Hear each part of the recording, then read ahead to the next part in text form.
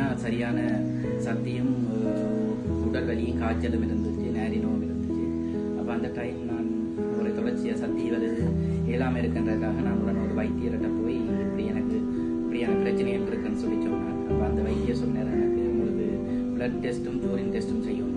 அவர் இந்த மணிப்புரைக்காமையே நான் யூரின் டெஸ்ட்டும் பிளட் டெஸ்ட்டும் செய்தேன். அப்போ செய்த பிறகு அதில் சீரம் கிரியேட்டின்னு சொல்லி ஒன்றும் சொல்லியிருந்தவர். அப்போ அதுதான் கிட்னி சம்மந்தப்பட்டது. அப்போ நான் ரிப்போர்ட் முறையை பார்த்த நேரம் அவர் என்ன சொன்னார், உங்களோட கிட்னியோட ஃபங்க்ஷன் 95% செயல் இழந்துச்சு. அதான் நீங்கள் கிட்னியோட ரெண்டுமே ஃபெயிலியர் ஆகிட்டு. அப்போ இதோட நீங்கள் வைத்திய நிபுணரை, அதாவது நெப்ரோலஜிஸ்ட்டை மீட் பண்ணி உங்களோட கிட்னிக்குரிய அடுத்த கட்டம் என்ன செய்யணும்னு சொல்லி அவரோட கதைக்கணும்னு சொல்லியிருந்தார். அப்போ நான் உடனே ஒரு நெப்ரோலஜிஸ்ட் மேடமொராலை சந்திச்சுன்னா நான் அந்த ரிப்போர்ட்ஸ் எல்லாம் பார்த்துட்டு சொன்னால் உங்களுக்கு அதாவது இந்த கிட்னி ஃபுல்லாகவே ஃபெயிலியர் ஆகிட்டு இப்போ நீங்கள் தற்சமயம் வேறு உங்களுக்கு ஒரு ஆப்ஷனும் இல்லை. முதல் தடவையாக நாங்கள் இப்போதைக்கு டயாலிசிஸாக ரத்தம் சுத்திகரிப்பு என்ற செயற்பாட்டுக்குள்ளே போகும்.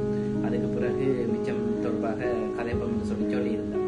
அப்போ டாக்டரோட அறிவுறுத்தலுக்காக நான் அதாவது தனி அண்டையாம் தேதி அன்றைக்கு ரிப்போர்ட் பார்த்த அதே தினத்திலேயே நான் டயாலிசிஸ் என்ற ஒரு செயற்பாட்டுக்குள்ளே போயிட்டேன். அப்போ டயாலிசிஸ் கண்டினியூஸாக செய்து கொண்டு இருந்தேன்.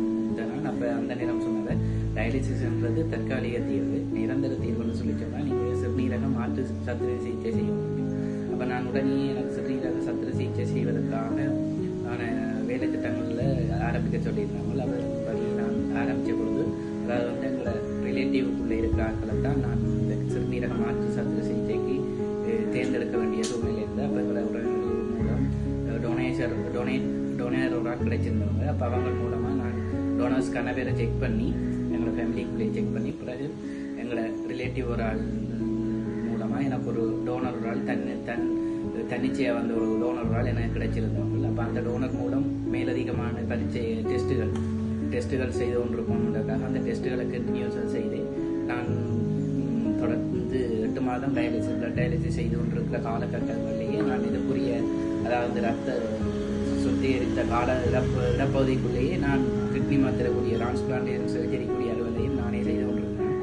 அந்த அடிப்படையில் நான் 8 மாத காலங்களுக்குள்ள இந்த சிகிச்சையை இந்த பிளட் சேஞ்ச் பண்ணி கொண்டிருக்கிற காலத்திலேயே நான் மிக விரைவாக இந்த கிட்னி மாத்திரக்கூடிய அலுவலம் பார்த்ததால் எனக்கு கிட்னி ஒன்று அந்த டோனர் மூலம் கிடைச்சிருந்த கிட்னியால் எனக்கு கிட்னி மாற்று சத்திரத்தை செய்யக்கூடிய ஒரு சூழ்நிலை அமைஞ்சிருந்தது. அப்போ அப்படியே நான் தொடர்ந்து சத்திரத்தை முடிஞ்ச பிறகு நான் தொடர்ச்சியாக நல்ல ஒரு மனநிலைக்கு உள்ளாகியிருக்கேன். அது மட்டும் இல்லாமல் அதில் எனக்கு என்னென்னு கேட்டால் சத்திர சிகிச்சை எனக்கு அன்றாபுர வைத்தியசாலையில் இடம்பெற்றது. அப்போ அந்த நேரம் எனக்கு சத்திர சிகிச்சை மேற்கொண்ட வைத்திய நிபுணர்கள் உதவி செய்த டாக்டர்ஸ் மாதிரி எல்லாருக்கும் நான் நன்றி சொல்ல வேண்டிய கடமையில் இருக்கேன். இன்றைக்கு நான் அவ்வளவு ஆரோக்கியமாக இருக்கிறது காரணம் இந்த கிட்னி மாற்றின ஒரே ஒரு காரணம் தான். அப்போ அதுக்கு பிறகு கிட்னி மாற்றின பிறகு நான் ஆரோக்கியமாகவும் இப்போ வேலைக்கெல்லாம் போய் வரேன், நல்லா இருக்கிறேன். இப்போ ஆனால் ஒவ்வொரு மாதமும் கிளினிக்கில் போகணும். நான் அந்தந்த டேட்டுக்கு அந்த நெப்ரோலஜி மேடமொரால் இருக்கா சேர இருக்கேன், அவையில் அறிவுறுத்தலாமே அந்தந்த டேட்டுகளுக்கு நான் கிளினிக் போய் குடிசையில் தினந்தோறும் அந்தந்த நேரத்துக்கு குடிச்சிட்டு வந்தால் எங்களோட ஆரோக்கியத்தை நாங்கள் பேணலாம்.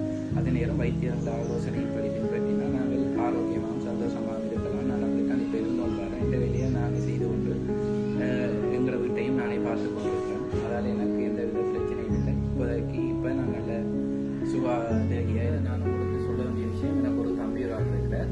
அவருக்கு யாராவது 8 ஆண்டுகளுக்கு முன்பு அவருக்கும் சிறுநீரக பிரச்சனை 2 கிட்னியும் சேர்ந்து பிறகு அவர் 2 ஆண்டுகளுக்கிட்ட பிளட் டயாலிசிஸ் ரத்தம் சுத்திகரித்து கொண்டிருந்தார். அவர் அந்த ரத்தம் சுத்திகரித்து கொண்டிருக்க நாங்கள் 2018 அவருக்கு நாங்கள் சிறுநீரக சத்திர சிகிச்சை அவர் செய்து இப்போ ஆரோக்கியமாக மகிழ்ச்சியாக இருக்கிறார். இப்போ கிளினிக் மாதமாக போய் கொண்டிருக்கார். அதை விட அவர் சந்தோஷமாக தன் வாழ்க்கையை கொண்டு நடந்திருக்கார். அவருக்கு சிறுநீரகம் மாற்றி 5 ஆண்டுகளுக்கு மேலே ஆகிடுது.